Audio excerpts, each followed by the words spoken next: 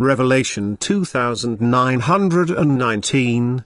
From the 11th of October 1943. Power of prayer. If you want to pass the test of earthly life, take part in all the hardships and worries of your fellow human beings and remain in prayer.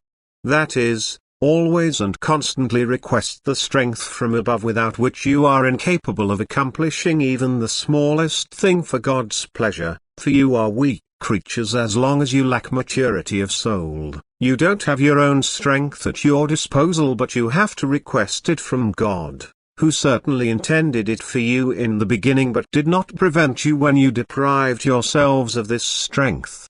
You rejected a gift which made you exceedingly happy, and now you have to struggle to receive this gift again.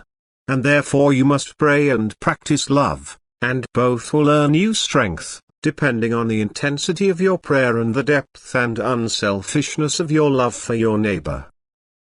If you ignore this, your struggle on earth will be unspeakably difficult if you desire to ascend, or you will be supplied with strength by God's adversary which, although it will make your earthly life easier, can never lead you upwards but will inevitably drive you towards the abyss.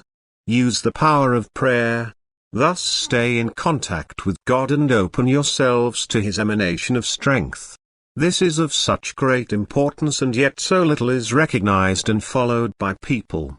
You should only request spiritual goods. The strength from God, however, is spiritual good, and therefore you may always and constantly request it, and God will not let your prayer go unheard, for His concern is your perfection, for which you absolutely need the strength, because without it you are weak creatures who cannot help yourselves on their own.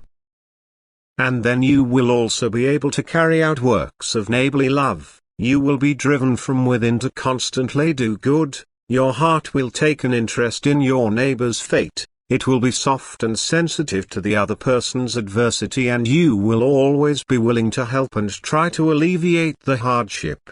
Spiritually and earthly you will want to help them and also be able to do so if you request the strength from God, which He will not deny you.